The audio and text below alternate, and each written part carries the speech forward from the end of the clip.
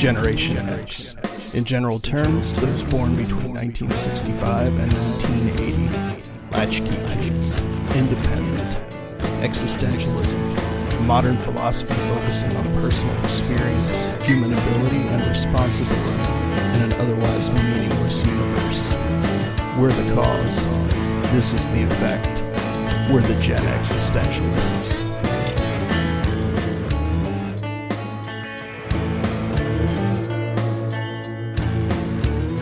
Welcome into this edition of the Gen Existentialist podcast. My name is Scott. And I'm Bunny. And we are here to rant and expound extemporaneously with you from a Gen X perspective this week. We are joined, as always, by Mega Wheel the Magnificent. Over 1,400 questions that we will answer with you. And we do. Spelt 1,400. Yes, we do ask. As we ask the questions, play along with us and leave comments on the Facebook page, wherever you see us through the Gen Expanse podcast network, Apple Podcasts, wherever you're listening to us. Give us thumbs up, give us a rating, give us your support, and answer along with us, because we want to know as the show continues to grow. We're going to do some live streams this year. We're going to do some Patreon stuff so that we can actually get people involved. But that's one of the great things about what we do here, is that the questions aren't just for us. They're for you too, right? So we will give Meg a spin. Bunny, how you doing today? I'm wonderful. I'm a little tired. Didn't sleep much last night. That's not good. Are you having trouble sleeping in general, or just last night? Yeah, just last night for some reason. I was up from 2 a.m. until now, so I'm a little groggy. Groggy and on edge. Oh, a little bit. Okay, here's the first question. You ready? Mm-hmm. Would you rather have the ability to mute people at will, or pause people for 5 seconds at a time, but only once an hour? It's an odd question, but... That is an odd question. I would probably mute, I think. That would be kind of nice, especially if I ever end up in a downtown city sort of situation. People are just standing on the street corners yelling, as they often do because they're mentally ill or what have you. They have no sense of space or decorum. I could just mute them and just get on with my life and not have to deal with that. So if you ever ridden the subway, you'd want the mute button. I've ridden the subway in Chicago, and yes, I can completely see that. I would love the ability to mute people at will. I would love the ability to be in a meeting and, the wrong person that raises their hand and asks a question, and just like from across the room, just point at them, and suddenly they've got no voice. That would just be wonderful. So I'd like to mute people as long as they don't know that I'm the one muting them. I don't know if I had to give a word like, hey, I'm going to mute you because I don't want to hear what you're saying. That might be kind of hard. But yeah, the ability to mute someone would be absolutely wonderful. Boy, I had an older friend who's passed now at this point, but he had hearing aids. And that was one of the things he liked to do, was just turn his hearing aids down so he didn't actually talk to people. People would be talking to him and he wouldn't even hear them. He'd just go about his business. And it was all this, I forgot to turn my hearing aids on. He's doing it on purpose. So. Yeah. Oops, sorry about that. Did you say something? So never mind. Yeah. Yes, winner. Okay, so we will spin Mega Wheel Magnificent again and see what kind of question we come up with. And she's spinning and... Okay. Deep philosophical one this time. What do most people just not get? Most people just don't get foresight. I feel like a lot of people don't really look ahead far enough. And that could be 5 minutes from now, and that could be 5 years from now. I know everybody wants to live in the present, etc., but I think with a little foresight, the world would end up being a little more of an orderly place. Yeah. A little less panic in the world. How about you? I'm going to kind of dovetail off that and say that most people just don't get literally living in the moment. Ooh, interesting. And I think No, I both don't. are, I think we're So, kind of a yin and yang of each other with our mhm. thoughts here, because I agree on the foresight part, but I think before you can have foresight, you have to understand now.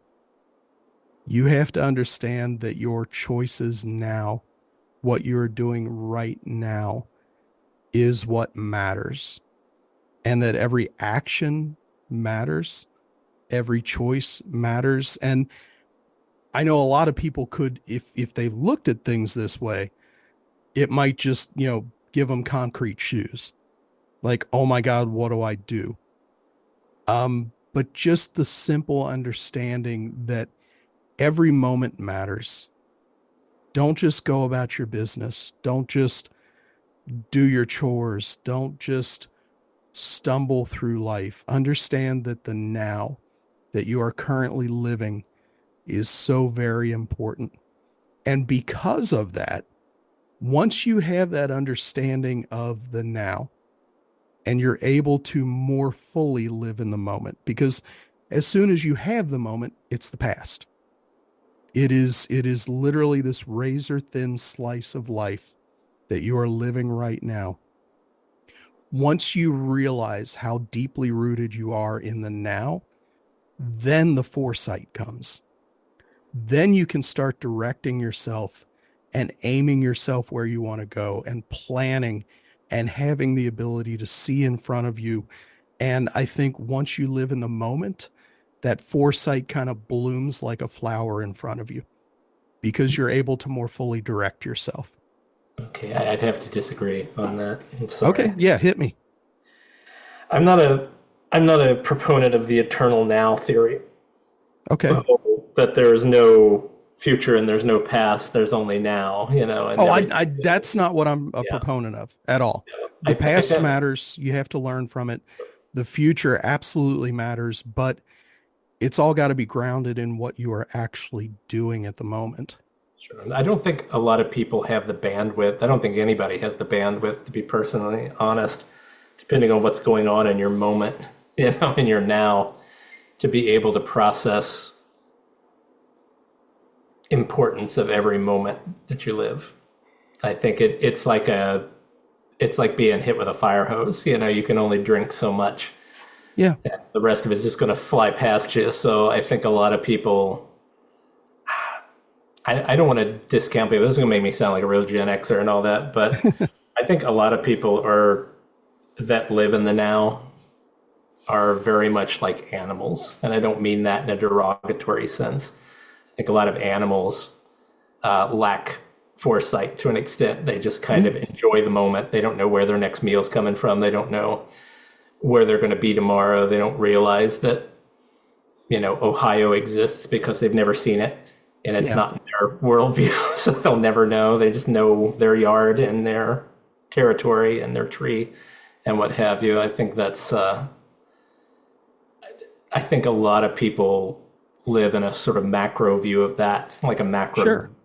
Yeah. vision of that, where it's like, this is my little world. I don't care what's going on anywhere else. I'm just living in the now. Bop, bop, bop. Oh, why is my bank account empty? Oh, why can't I pay my bills? Oh, geez, why is rent Let so expensive? let It's let me add a little bit to mine then because I can see where the way I put it was a little bit off-putting.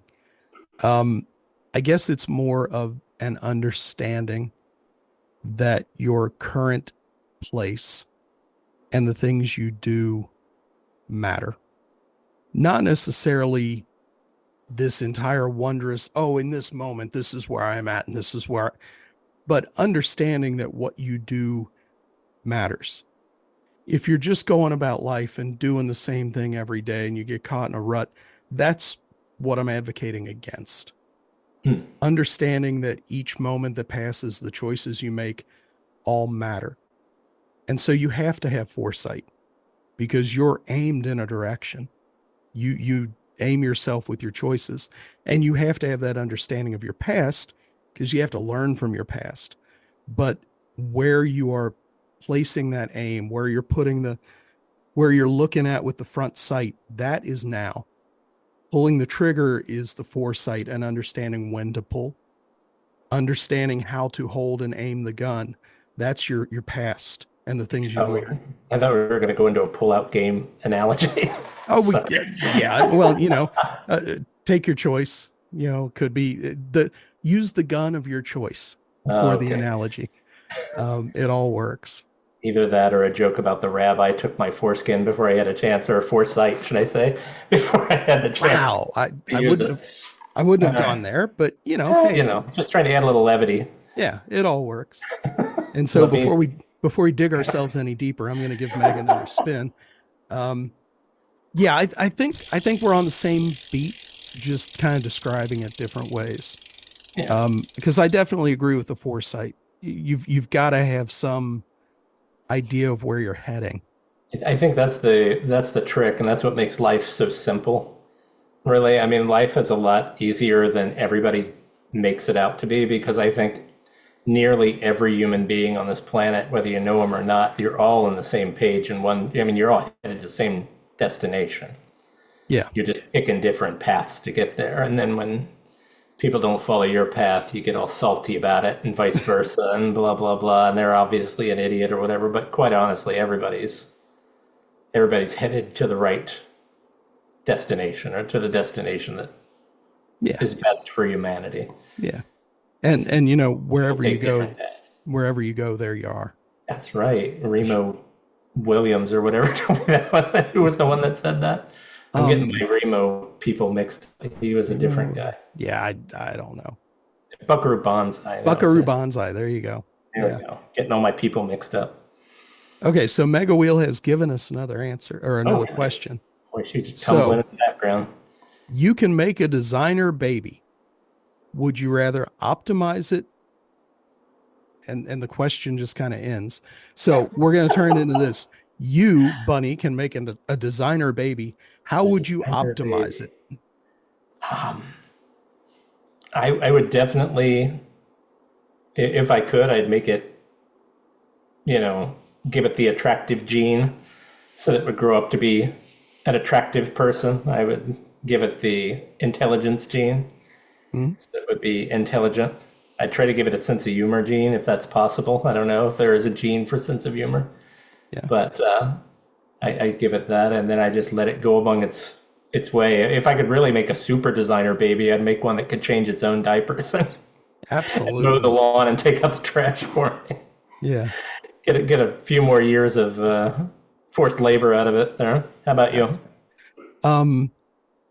I would design the baby so that it had Keanu Reeves looks with Noam Chomsky's intellect. That would be my designer baby. All right. Which just for me, I think that says it all. That would just be perfect as far as I'm concerned. But what's your kid like? Well, it's like this. To which everybody would respond, that's kind of weird, but okay, I get it. Sure. So we will give Mega Wheel of Magnificent another spin. She's rolling around on her side. She's going to land on her side this time. Oh my God. Okay. Would you rather have your dream job and be unable to retire for 30 years or have a terrible job but get to retire in 10 years? Dream job. Why?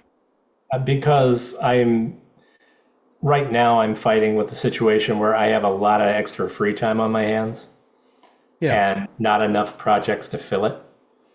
So I'd rather just be working on something that gave me a soul boner, and made me want to get up in the morning, than to put my hard time in and then just sit around and do nothing for 40 years because I couldn't think of anything else to do. So yeah. Hopefully something will come to me like an epiphany or something one of these days and give me some more exciting hobbies and stuff to look forward to. But as it is right now, pretty much my creative endeavors are my hobby. So yeah. I'll do a happy job. I would agree and go with the dream job and retire in 30 years. It's a little bit weird because of our age right now, thinking that. Mhm. because that would be me retiring at 81, 82, and that just ain't gonna happen. I'm not gonna live that long. But I will say this, given the conundrum of dream job, retire in 30 years, terrible job, retire in 10, the problem with that is for anybody out there that's had a terrible job, and let's be clear, a terrible job to me may be a wonderful job to somebody else. It's not often that a job in and of itself is bad. Jobs can be bad fits for people. I'm a firm proponent of that. Just like any movie, you may hate it, I may love it. It's just the nature of things. But as anybody who's had a terrible job will tell you, that 10 years at a terrible job can seem like 50 or 60. Every day at a terrible job can just seem longer and worse. And 30 years at a dream job would pass by like nothing. So that's why I would go with the dream job, regardless of the time aspect. Terrible jobs just feel so much longer. Well, they affect everything too. I mean, they affect your health, they affect Yeah. your marital health, yeah, they affect your relationship with your children, with your friends. So, I mean, you cope to get by in a bad job, and sometimes those coping mechanisms can be Yeah. pretty destructive. So it's probably better just to I don't know. You were talking about age there. I just had a birthday a little earlier, and I'm now 52 years old. Yep. And a good friend sent me a message on my birthday and said, "Happy birthday! Here's to another 52." And I was like, "Jesus Christ, no! I'd be happy with 20, thanks." But let's Yeah. not get crazy here. Yeah. Can you imagine? Ugh. Not, no, I really can't. Wheel me out like Jimmy Carter and Mhm. wheel me out, show me Yep. off like an old wooden dummy. Okay, so we will wrap this episode up with one more spin of Mega Wheel the Magnificent as she goes wound and wound and wound. And she Hmm. ended up right side up to end the show. You got to love that. Hey, pirouette. Do Okay. it, baby. Favorite amusement park or festival rides, sir?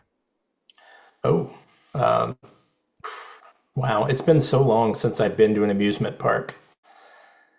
I'm trying to think of a generic amusement park ride, not so that I don't pull off like, oh, I really like, Well, no, go Big with Thunder what you know, Mountain whatever and Disney whatever you World. feel. I mean, My penultimate theme park ride is the Haunted Mansion from Walt Disney World. gotcha. Yeah. The original, not what they've got now, which is they've tried to inject Nightmare Before Christmas into the whole thing, and it's just not a good fit. Um, as far as generic rides, I used to love the Scrambler. That was a favorite of mine. I like the big slides where you get inside a bag and you and you go down the big giant slide and hurt your ass. That's pretty fun. Yeah. And I'm always up for some bumper cars. So how about Yeah. you? Bumper cars are always cool. I am always a fan of a good Ferris wheel. Really? And the thing is, like, my wife is afraid of heights, so we've never done a Ferris wheel together. Hmm. And I just remember I've only been on a couple in my life. One was with my aunt, and this was when I was a little kid, and I don't even remember where it was. I just remember the wonder of going around and the height changes and just seeing how the scenery changed. And so yeah, Ferris wheels, like I see the one in London that you see the pictures of all the Oh time. yeah, yeah. Things like that, like going to the Willis, or used to be the Sears Tower in Chicago, going out on the like plexiglass decks and Hmm. just standing there and looking down. I love that. When we were in Toronto, going up to the top of the CN Tower. I love heights, even though I am deathly afraid of heights. Like walking out onto the deck at the Willis Tower is terrifying, but I couldn't not do it. I Yeah. loved it. And like I've got some pictures of just like looking down at my feet with like nothing below them. And I love looking at those pictures. They're electrifying. They're terrifying. And I don't know what it is about me, but it's just one of those things that I love. So a good Ferris wheel. I'm not a roller coaster guy because it goes by too fast. That's why I love the Ferris wheels, because they're slow. So I love that kind of thing. I'll tell you, if something that's closer that you might want to check out is down in Gatlinburg, Tennessee. Mm-hmm. There's a place called Anarchista, which used to be Ober Gatlinburg, if you remember that from way back in the day. I've only been to Gatlinburg once, so I don't remember that.